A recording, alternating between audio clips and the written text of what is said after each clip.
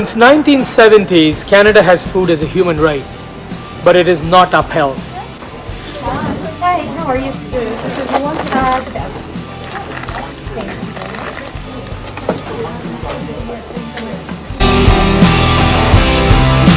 It is your right to obtain food. Potatoes? Yes, please. What do you want here? Carrots? Carrots, yeah. Yes, chicken breast? Onion? No, I don't need onion. Tomato? Yes, please. Apple? No, thank you. It is not something to be afraid of, shy about, to coming to a food bank and actually getting food.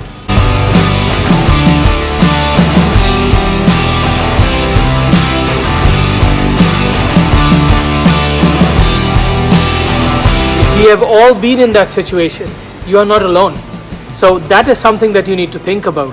It is okay to be saying that I need help. It's okay to be driving a vehicle, coming and picking up the food and going home.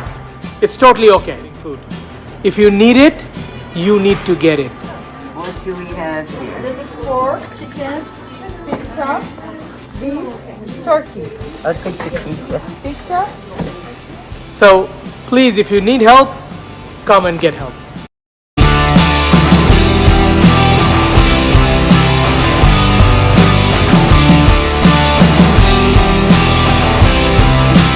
So I have pork, chicken, pizza, beef, turkey. You have to choose one.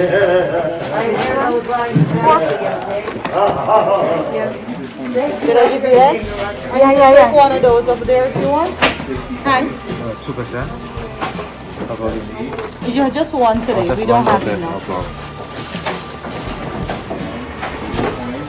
Which one you want here?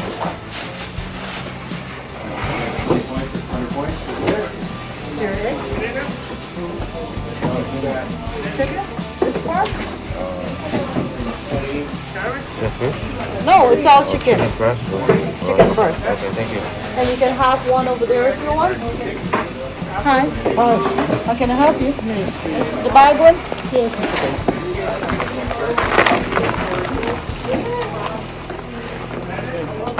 What do you want here? I have pork, I have chicken, pizza, chicken, this one, or the breast? Over here?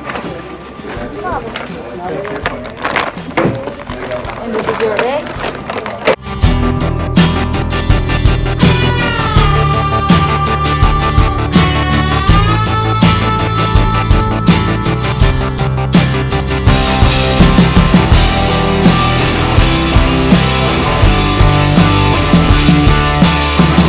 Viewers, welcome to TV Metro Mail.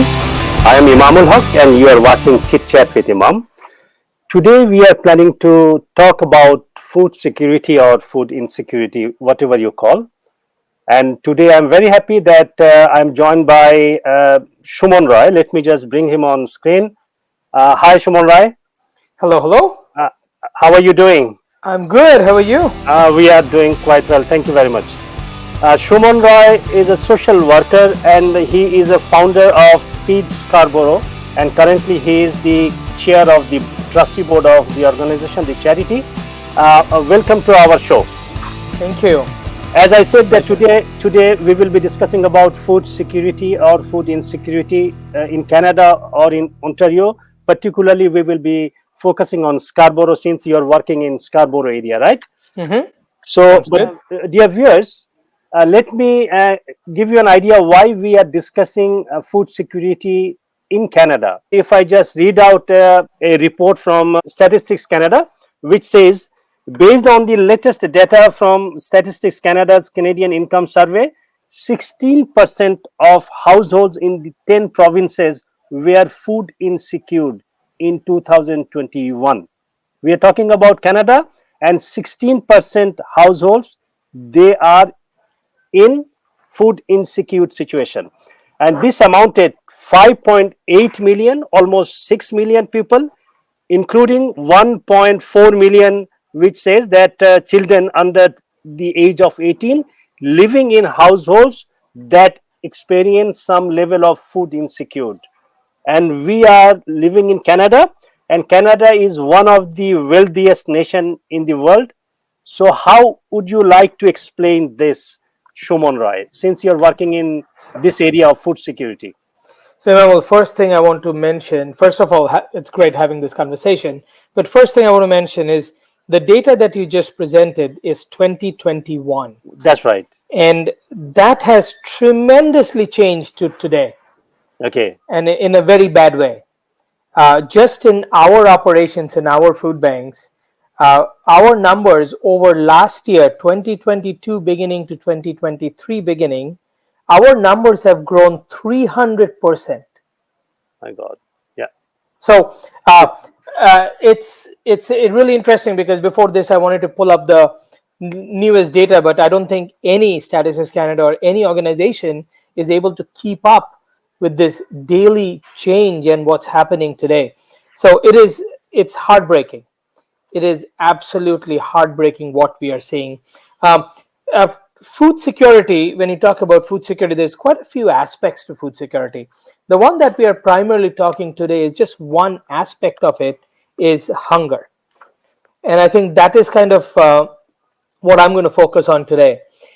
The way the inflation is, the way our housing market is, especially in the Toronto region or any in Vancouver or any metropolitan region, the housing cost and everything going up so much, people are not just affording to buy food, period.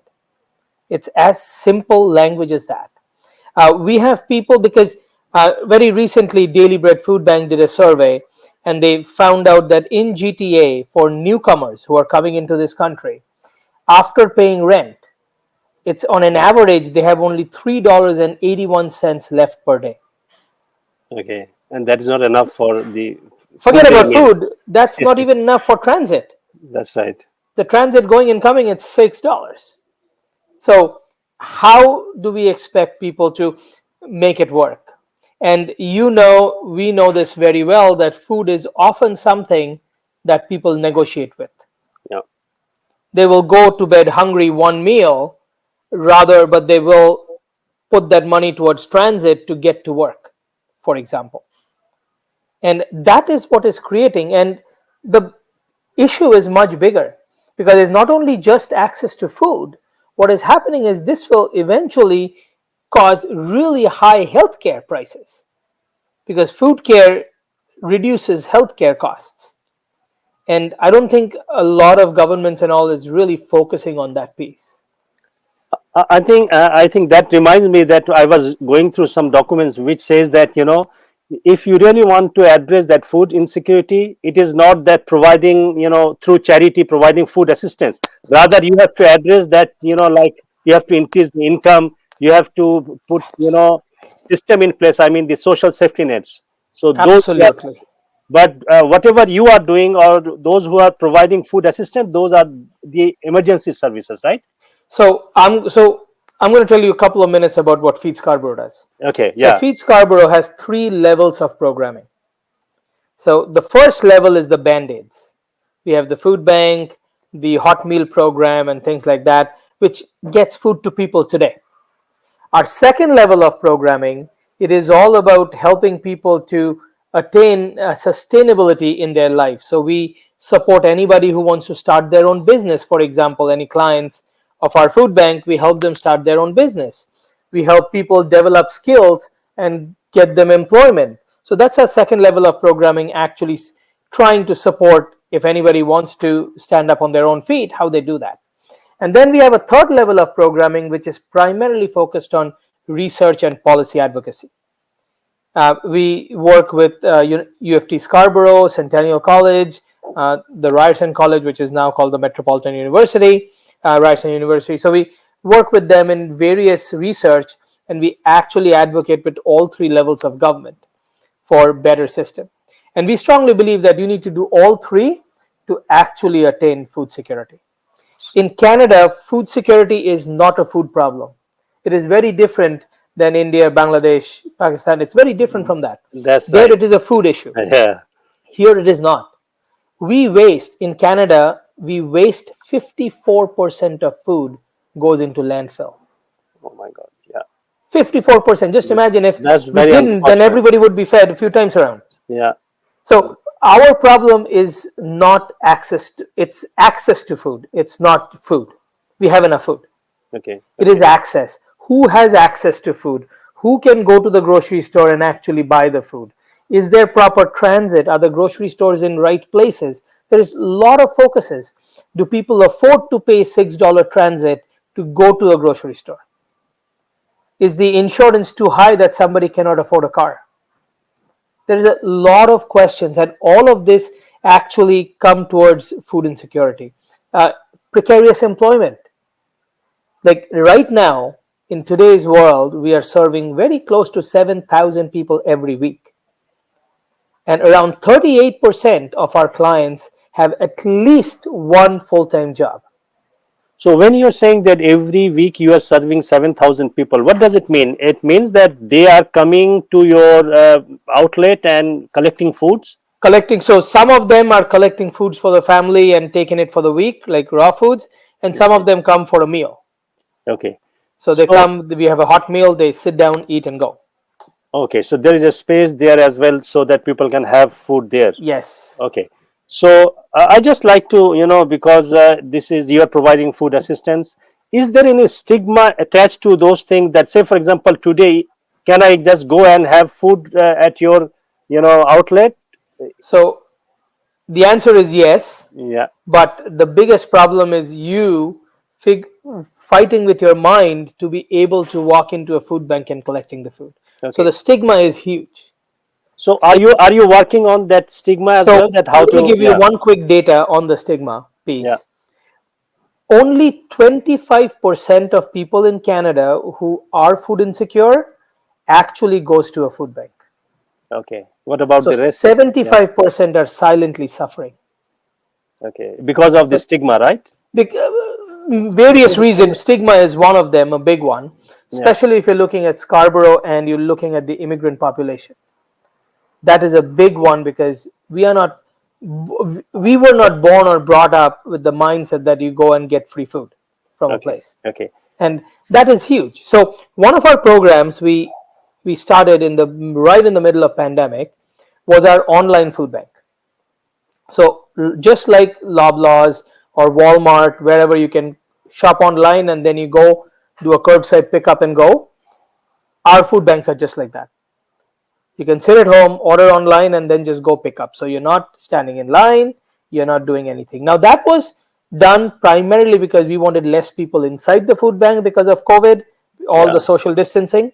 But what we saw was tremendously different. 90% of our clients who are actually ordering online, they have never accessed food bank before. Okay. So now they don't, since there is no standing in line in front of a food bank or meeting 10 volunteers who could be their neighbors. Since that stigma is gone, people are accessing more.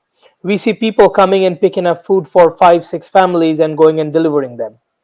We see smaller charities or smaller nonprofits, grassroots organization getting their clients to actually order and then they're coming, picking up and delivering to doors. You're seeing a lot of these to fight the stigma of it, and we welcome that. Okay. So with regard to the stigma, how you are working to, fight against that stigma, or how as a community member, what we can do? So I think one of the biggest thing, and I'm going to use a school example, and I'm not going to name the school because of the stigma around it, but in one of the schools in our community, so we work with many schools. Many principals reach out to us asking for food help for the parents. So we work with many schools. So one of the schools, a high school in our community, they have a food pantry where the parents and the teachers, those who can, they buy food and they stock the food pantry. We sometimes give them food, and it is open for any student. They can just come, pick up, and take it to their home. If they see there's no cereal in their home and their parents are not able to buy it, they can take a box of cereal. However, the school was talking to me the other day about it. The students are not going in there because they don't want to be seen in front of their other peers that they have a box of cereal. So automatically they think, oh, you're poor. So that is happening everywhere. So what tactics that we are taking as Feed Scarborough is we are actually going into the schools and talking about food insecurity and normalizing, because that's what it is right now. Everybody's suffering. We don't know our next door neighbor, what's going on in their life, that it is nothing to be finger pointed that you're poor to come to a food bank or ask for help. So we are actually educating the students on the principles of food security and the current situation in our community to kind of make it normal. And that, I think, as a community, we should all do.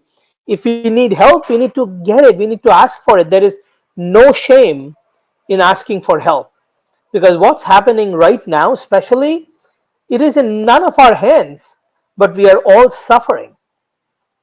The whole world is, Canada is, everybody. So to normalize it and taking that stigma out, we don't want anybody to feel that they are a loser because they are coming to a food bank, because they're not. They're absolutely not. So I think that communication and that conversations, if we have as a community, that is the first big step.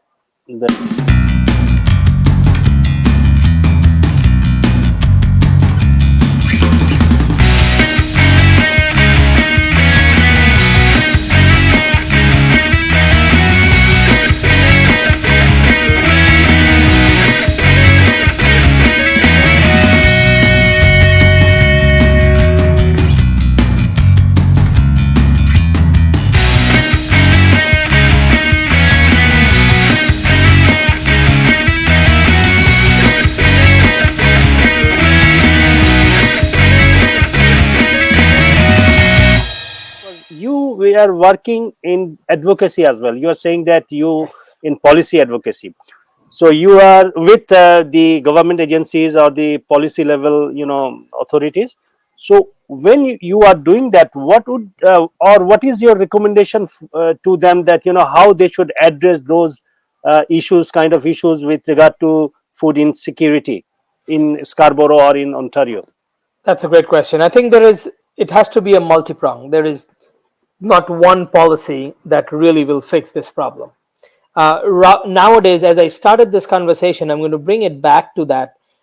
We have around the world, this is not only Canada problem. When we talk about food security is very complicated. It's very complex. There is all different things that actually works on food security. But for a government, most of the countries, when they talk about food security, they put it in agriculture. They're talking about growing food. They're talking about having enough food in this world to be able to feed the people. Rarely people are actually getting to the urgent problem, the need of hunger. So the first thing that we are trying to do right now is separate those two. The food security can be obtained, but first we need to talk about, and we are calling out, the hunger and poverty. And from your viewers, I think that is really important. If anybody is helping in advocacy, to not use those big words like food security, food sovereignty. Those are great, and eventually it'll work. But let's call out the real problem. People are hungry, period. And having those conversations are really key. So we have started with that. We are advocating for a hunger elimination strategy for Canada. We recently saw one of the MPs, Sonia Sidhu, got a diabetes strategy for Canada, and she worked her process through it. So we need to call it out and have a hunger elimination strategy. So that's one thing that we are talking about. We are talking to various ministers, various members of parliament on how we can actually get it done. The other big thing, and we have seen this through COVID, and this is something that I have been personally advocating for the last 10, 12 years. And it was very evident that food security being such a complex issue, it is a healthcare challenge, it is a poverty elimination challenge, it is the agriculture challenge, and health challenge. There's so many different things. So nobody really has an ownership. No ministry really gets an ownership for food security and hunger. But the government, they have that safety nets program, which is primarily, the trying to target this food security issue, isn't it? Very little. Very little. So technically, when we talk about food security issues, the first thing that most of the people think about is food banks. Food banks is not will not solve food security issues. That's what. That's what. Yeah, food banks were created in 80s as a very temporary measure, and now we are relying on the food bank system to solve food access issue. Yeah. It is not meant to be. It is never going to work. Yeah. Now, federally, in the last 3-4 years, we are seeing little movement in actually poverty elimination, and that is what will actually help the access to food. For example, very recently, finally, after quite a few years, the federal government passed the disability tax benefit, and we advocated for that for a long time, because that was one of the ways that we know that we can tackle food insecurity in the disability community. We talk about the child tax benefits.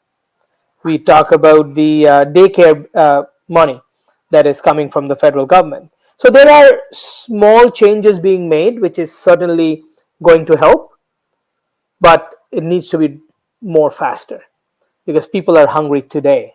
Okay. And the other aspect that I did not mention, but I just want to, I know you might want to talk about it later, but I want to bring it up, is the problem with the international students.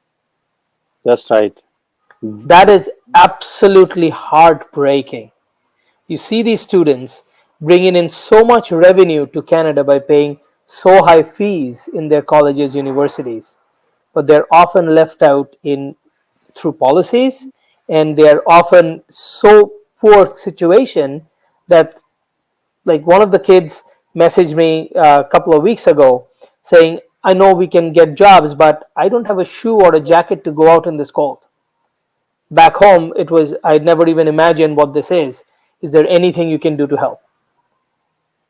So that's yeah. So that's not in your area of work. No, So, but we reached out to the community, got somebody to donate some things. We did that. But once again, because this particular student could not even get out to come to the food bank because it was so cold. So that's just one story. We have so many international students right now in our food bank. It is very heartbreaking. So who are, as you said, the international students, say for example, as an example, but who are most at risk, in food insecure situation? So changing on a very regular basis. If you ask me a year and a half ago, seniors were a lot at risk. Now there are various federal senior programs that's helping them a little bit. International students is certainly a big one. The other big one, and I mentioned a little bit earlier, but I'm going to bring it back again, is the people who have at least one full-time job. The employment system is so precarious. Even if you have a 40-hour employment, you are still relying on services like ours. Because the rental has the rental is so high, the yeah. transit is high, the money that they're making is not as high. Right now, almost $50,000 a year is kind of the basic living income in Toronto.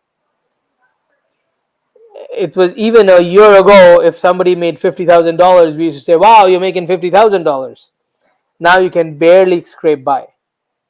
So, so that is shocking and surprising. And I think that is where I think we need to focus on, is have proper living wage, have better housing that can actually support, have transit which is actually can support the people in a cheaper way. So a lot of this needs to happen. Planning and the systemic problems that we have, the racism that we have, that is also huge. Could you say something about the COVID, that how that has impacted on our food security issues, in particularly in Scarborough? So we started in the beginning of COVID. Because of COVID, we started. But so just to give you a ballpark number, in Southwest Scarborough at that point there was only one food bank, and they were supporting around 150 families on the busiest week, and anywhere between 110 to 150. And now they are still operating, doing the same numbers, if not more, and we are serving around 7,000 people. So that is how it has impacted, just with the numbers. I was just looking at one of our food banks, which is in the Rouge Park area. last year February to this year February, their numbers have grown 39 times. Not 39%, 39 times. So that is what we are going through right now. In 2020, when COVID hit, we were in a much better shape than what we are today. Because at that time, people had some savings. There were a lot of government programs like the SERB. Those all stopped. The food inflation at that time, if I spend $160 at a grocery store, I used to come back with 4 bags of grocery. Now it's only 2 bags of grocery. So you are saying has that changed. people are now suffering more than the before COVID. Absolutely. Before COVID and even in the beginning of COVID, we were not serving these. Even 2022 beginning to 2023 beginning, it's a drastic change. So the data that we are seeing in 2021 that you started this conversation with, that is so backdated right now. And it is changing so fast that no Statistics Canada, no UFT proof or anybody is able to keep up with the data. It's changing weekly. This is very unfortunate indeed. But as you mentioned about the international, they are one of the most vulnerable people, those who are suffering from all these things. So do you have any specific message? Because I didn't have an idea that even the international students, they are eligible to, get access to your services. So now anybody I see can. Anybody. That's what I see. So do you have any specific message to our international students, those who are suffering? So my easiest message is, if you are suffering, get help. Period. You come to us, go to your school, doesn't matter where you are, get help. We are, as Feed Scarborough and the City of Toronto, we are advocating heavily with colleges like Centennial College, like UTSC, to figure out how they can support their students right in the college. So please reach out to your college and don't be ashamed. There is no shame in asking for help. We'd rather see you ask for help and get 3 meals a day than get only 1 meal a day and quietly going to bed. Because at the end of the day, all you international students and everybody, you are here for one purpose and one purpose only: to study and get educated.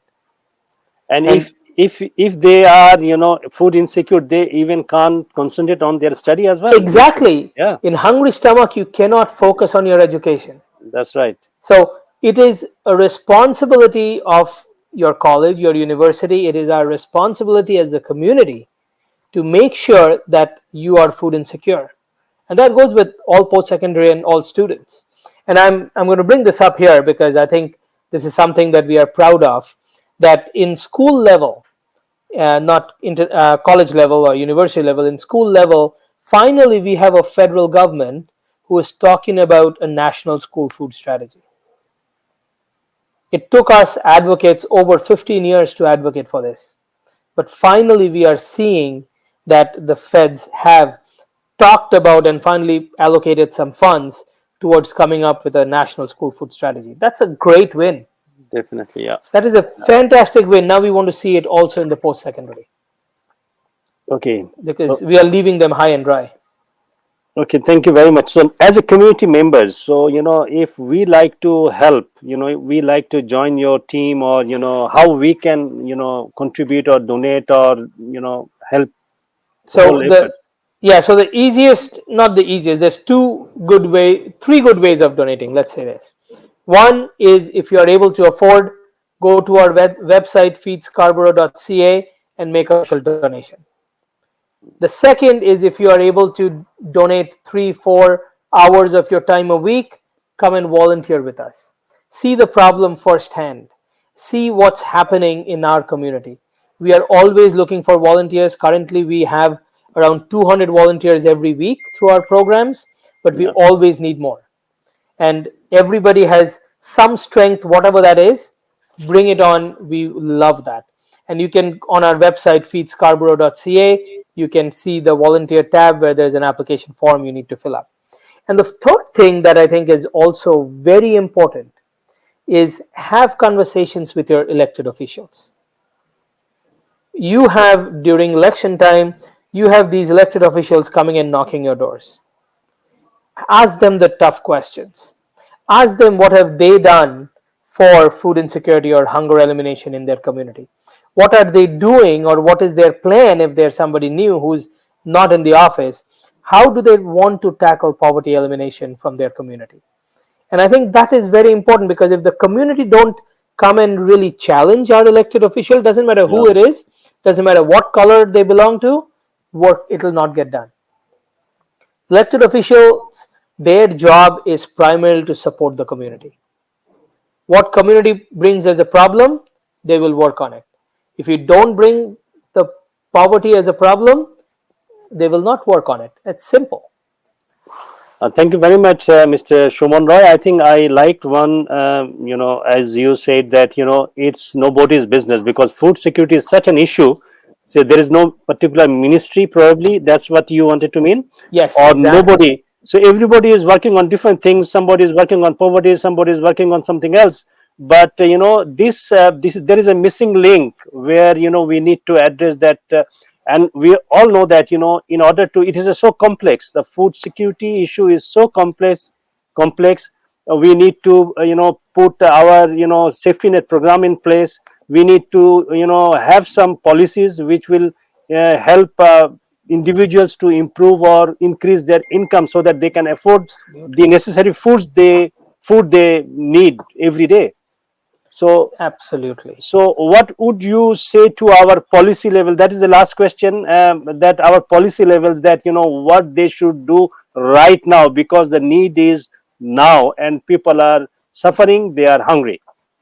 Absolutely. So, as I said earlier, on a federal level, very urgently we need a poverty, or no, hunger elimination strategy.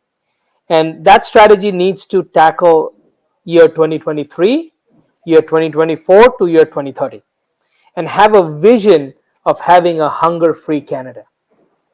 And that vision I haven't seen personally from any level of government. So that's one. We need to have a vision, and we need to work towards it. We talk about United Nations have a SDGs of poverty reduction and food access. Yeah. Why is it not calling out in Canada saying we have a problem and we have a goal by 2030 to solve that problem? So that is my first.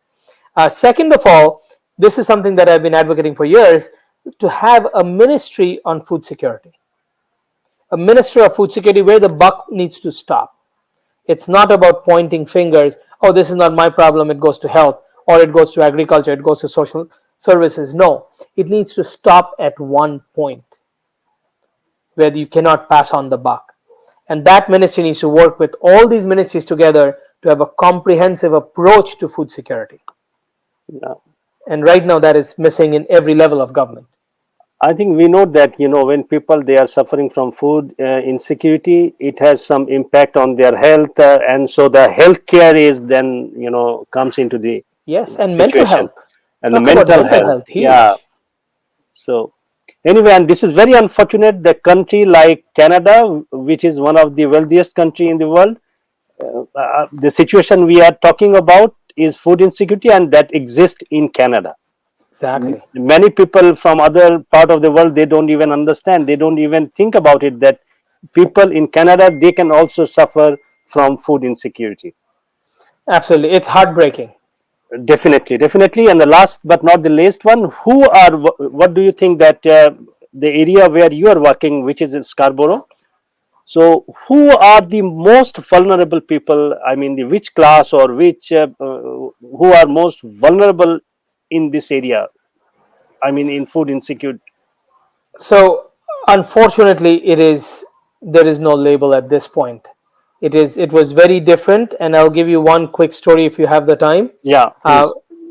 This was 2 years ago, when my kid was really she was in kindergarten, and when COVID hit, everybody started online schools, and I really wanted to see what happens in an online school. So I sat in a class with my little one, and the teacher was amazing, did a 1 hour of class, and right at the end of the class, the teacher said, okay, what is the plan for the rest of the day? And you know how kindergarten kids are, they're like, oh, we're going to go to the backyard and play, we're going to go to the park and play. And this was great. one kid who I know very well because it's a school and they live 3 houses down my house. And he got up and said, "This is the happiest day of my life." And you know how kids are, everything is about their life. So the teacher was really excited and said, "Why? What's happening?" And he said, "Today my parents can go finally to a food bank and get some food in the house. I'm hungry." I would have never guessed that that family are so dependent on food access, living in that neighborhood.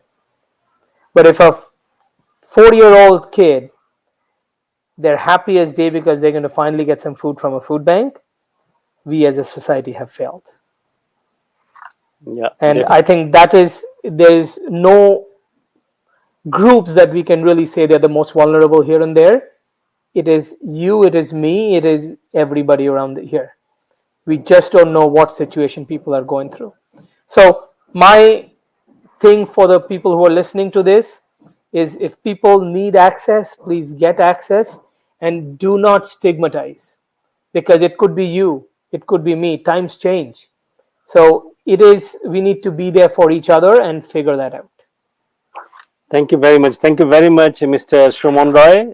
I think those who are interested in food security issues, and we have a lot of misunderstanding about that issue, and many people, they think that, food security issue is not, Canada should not deal with the food security issue because it's a rich country, it's a wealthiest country. But we have seen that unfortunately people are suffering, people are hungry here, even in Canada, even in Scarborough area, and we need services like yours. But definitely, as you said, this is a very complex issue. The other ministries, other authorities, they should also join in, and we should have the proper policy so that people can afford to purchase their necessities, the food they need every day. Thank you very much Absolutely. for joining us. Appreciate Thank your you. efforts. Thank you so much.